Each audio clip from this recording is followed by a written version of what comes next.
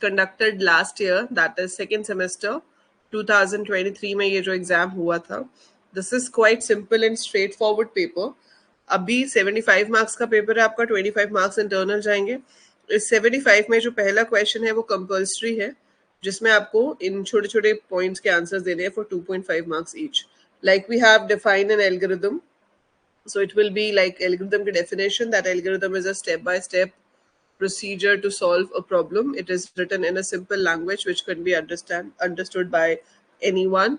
So it is not specific to any programming language. Once the logic is clear, the code can be written in any of the coding languages. फिर आप इसमें example दिखा सकते हो कि for example to solve so and so problem, an algorithm can be written like this. ठीक है, थोड़ा अच्छा और प्रेजेंट करने के लिए आप लिख सकते हो कैरेक्टरिस्टिक्स ऑफ एल्गोरिथम और फिर थोड़े से कैरेक्टरिस्टिक्स लिख देते हो ताकि 2.5 नंबर में से कुछ भी आपका कट ना हो. आपने प्रॉपर अच्छे से उसको डिफाइन कर दिया and important words should be underlined. ठीक है.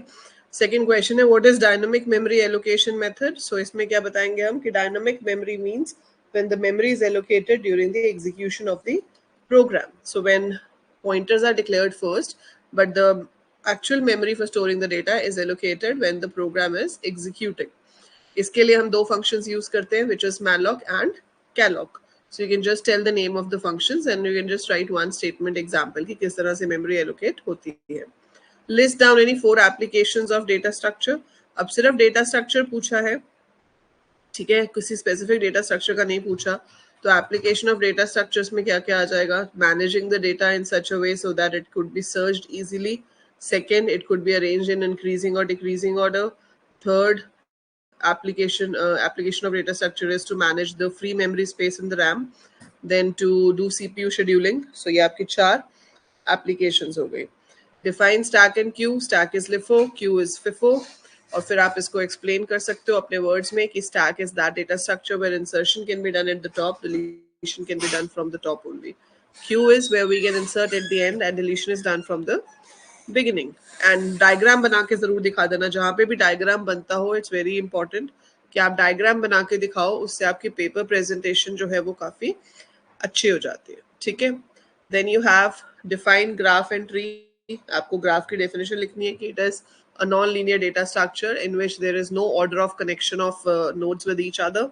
Again, diagram बनाएंगे. Similar way, tree is also a non-linear data structure, but it follows the hierarchical arrangement of data.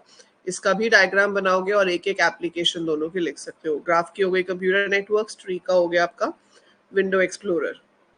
Define the hash function. So hash function is a function which is used for faster search operations in computers. So with the help of a key value, when it is given to the hash function, it generates the memory address and it makes the search operations very fast. फिर आप एक hash function का example देके उसको explain कर सकते हो.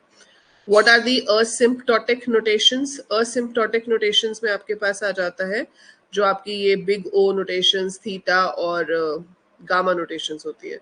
So theta, gamma और big O notation ये आप explain करोगे best case, average case and worst case के लिए. That has to be explained in this. Acyclic graph जिसके अंदर cycle नहीं बन रहा है. ठीक है. तो अगर आपके ग्राफ में साइकिल बनता है, मतलब आप ए से घूम के फिर लाइंस में जा जाके वापस ए तक पहुंच सकते हो, तो वो साइक्लिक ग्राफ है. जिसमें साइकिल नहीं बनता है वो असाइक्लिक ग्राफ है. तो यू कैन एक्सप्लेन कि एक एग्जांपल बनाकर डायग्राम बना के आप एक्सप्लेन कर सकते हो. What are binary trees? Binary trees जिसमें आपके पास 2 से ज्यादा सब नोड्स नहीं हो सकते हैं. So we can have 0 or 2 सब nodes of every node. Then इसमें ट्री की डेफिनेशन आ जाएगी, एक डायग्राम आ जाएगा ट्री का, एक्सप्लेन कर दोगे रूट क्या होता है, सिबलिंग क्या होता है, इंटरनल नोड्स कौन से होते हैं, एक्सटर्नल नोड्स क्या होते हैं, हाइट ऑफ द ट्री क्या होती है. So basic concepts about the binary tree you can explain. Define adjacency matrix. So it is the matrix used to represent a graph. तो इसमें आपके पास अगर n नोड्स हैं तो मैट्रिक्स का साइज n by n होगा. So if I have n nodes, मतलब 5 nodes हैं, तो size of the matrix will be 5 by 5. और फिर उसके अंदर हम बता देंगे कि जहां पर एज प्रेजेंट होती है वहां पे 1 होता है और जिन 2 नोड्स के बीच में एज प्रेजेंट नहीं होती वहां पे 0 होता है. अगेन एक छोटा सा ग्राफ बना के एग्जाम्पल मैट्रिक्स बना के दिखा देना.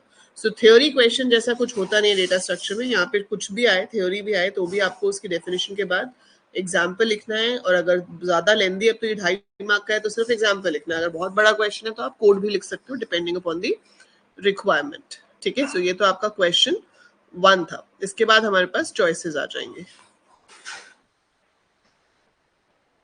अरे अभी देखती हूँ लकी। ठीक है, what is sparse matrix and how will you represent sparse matrix by 2D array, ये मैंने आपको एक्सप्लेन किया हुआ है।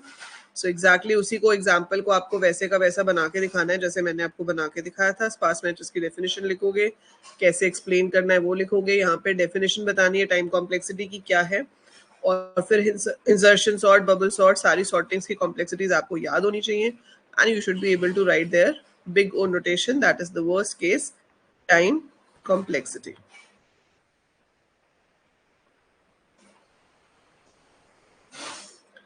स्टेप 1 14 को 33 से किया, 33 को 27 से स्वैप हो गया, 33 35 के साथ हुआ नहीं होगा, ठीक है 35 सबसे लास्ट में चला गया, फिर आपने 14 27 को किया 33 से, 33 को किया 10 से, तो 10 33 वहां चला गया, ठीक है ठीक है ठीक है।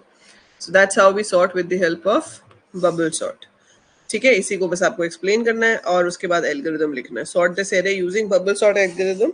अब आप कहोगे कि मैम एल्गोरिदम लिखने को अलग से तो बोला नहीं है, हमने स्टेप्स तो बना ही दिए, पर बेटा 9.5 मार्क्स का क्वेश्चन है ना। सो हम किसी भी यूनिवर्सिटी में पढ़े, जरूरी ये होता है कि भाई 9.5 का है तो आंसर दिखने में भी 9.5 का दिखना चाहिए, है ना। इतना सा आंसर तो 9.5 का नहीं दिख रहा ना। सो आपने ये स्टेप जरूर दिखाए हैं, पर आपको एल्गोरिदम भी साइड पे लिखना है। आप एल्गोरिदम भी लिखोगे और बताओगे एल्गोरिदम के हिसाब से ये कैसे काम कर रहा है, ठीक है। So you must explain it accordingly, वो आपको एक्सप्लेन करना है। फिर है explain the simple term how hash tables are implemented. तो सिंपल टर्म्स में आपको हैश टेबल्स में फिर से ऊपर भी वही क्वेश्चन था, वही चीज दोबारा से लिखनी है कि की जनरेट होती है, की एक हैश फंक्शन में जाती है, वहां से एड्रेस जनरेट होता है, that is stored in the hash table, कि कहाँ से किस की पे कौन सी वैल्यू है। फिर इसमें थोड़ा सा आप कोलिजन के बारे में भी बता सकते हो if you want. So you have a choice, आप ऊपर वाले और इस वाले में से जो करना चाहो वो कर सकते हो, दोनों ही इजी थे। यूनिट 2 में आपको पूछा है what is dynamic memory allocation and how can you determine the size of an allocated portion of memory. तो इसमें फिर से डायनामिक मेमोरी एलोकेशन एक्सप्लेन करेंगे हम, और साइज ऑफ हमारे पास ऑपरेटर होता है साइज ऑफ, जिसकी हेल्प से हम ये पता लगा सकते हैं कि कितनी मेमोरी एलोकेटेड है। तो आप साइज ऑफ कैसे यूज होता है वो बताएंगे इसमें। साइज ऑफ का एग्जाम्पल देके एक्सप्लेन करेंगे कि साइज ऑफ का क्या पर्पस होता है, वो किस तरह से मेमोरी काउंट करके बताता है कि कितनी एलोकेट हुई है। इसमें सारा बताना है कि एलोक डॉट एच इंक्लूड होगी, पॉइंटर डिक्लेयर्ड होना चाहिए, फिर pointer is equal to, then आप type casting malloc size of लिख के हम बताते हैं कि कितनी मेमोरी एलोकेट होगी। सो उसका एग्जांपल दे दोगे, एक एरे बना के दिखा दो डायनामिकली। सो एक कोड लिख दो जिसमें आपने एक एरे डायनामिकली बनाया है और उसमें वैल्यू स्टोर कर रहे हो। सो एक्सप्लेन कर दो उसको अपने वर्ड्स में।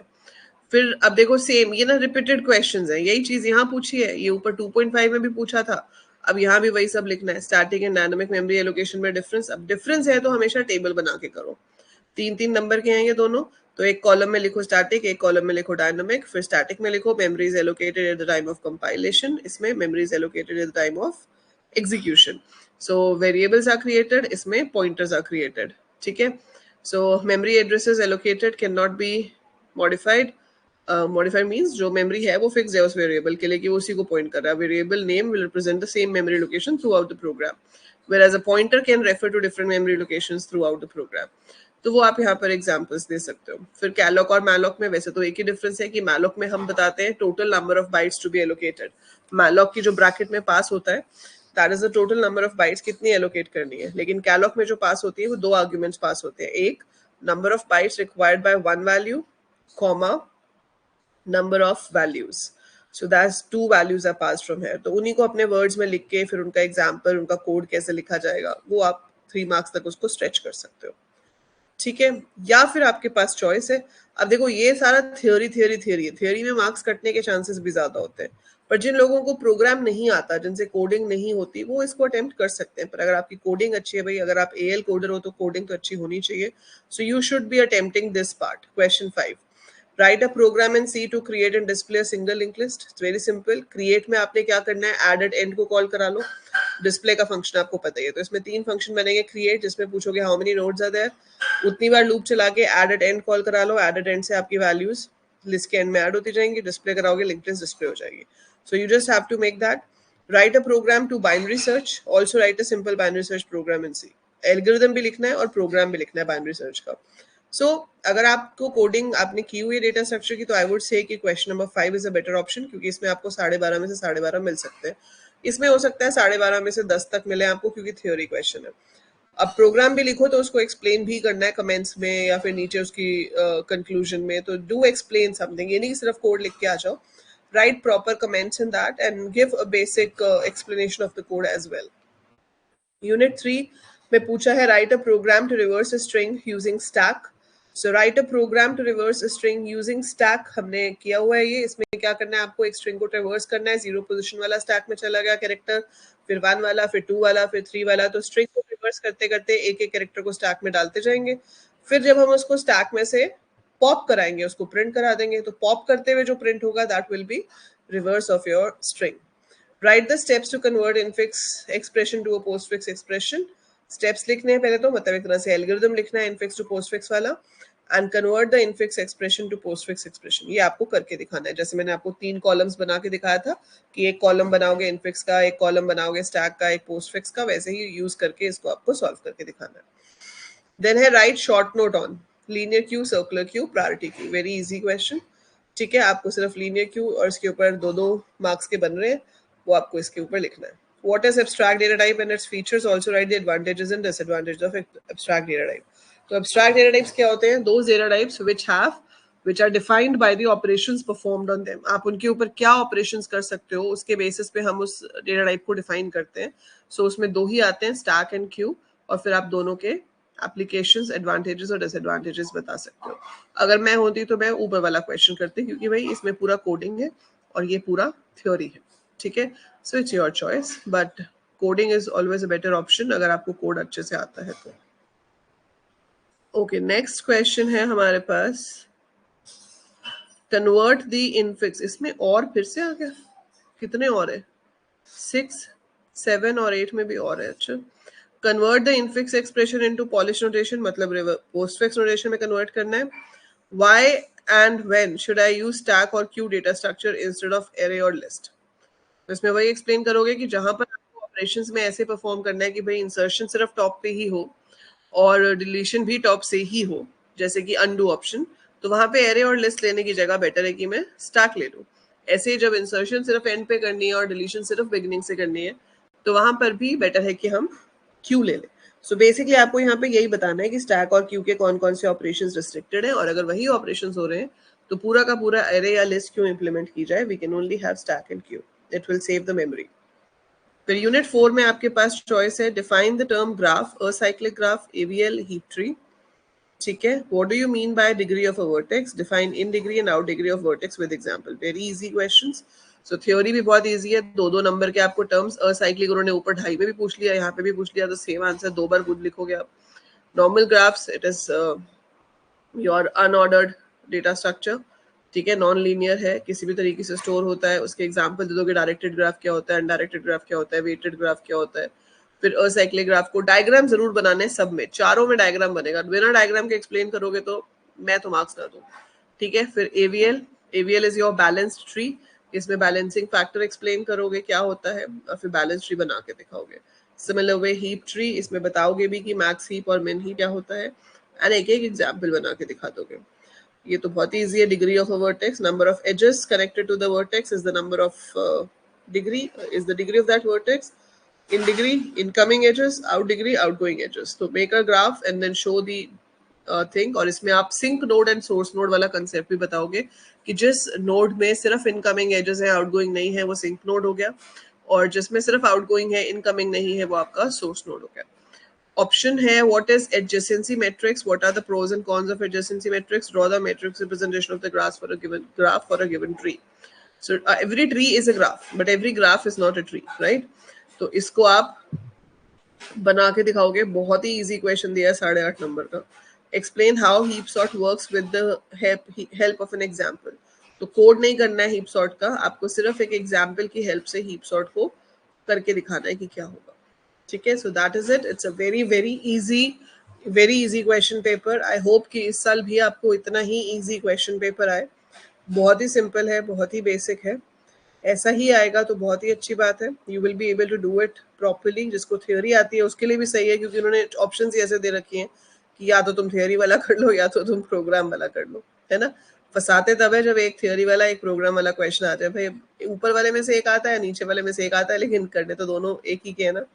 सो there you might get it trouble, but otherwise ये पेपर बहुत ईजी है, इस साल भी इजी ही आना चाहिए। ठीक है, देखते हैं।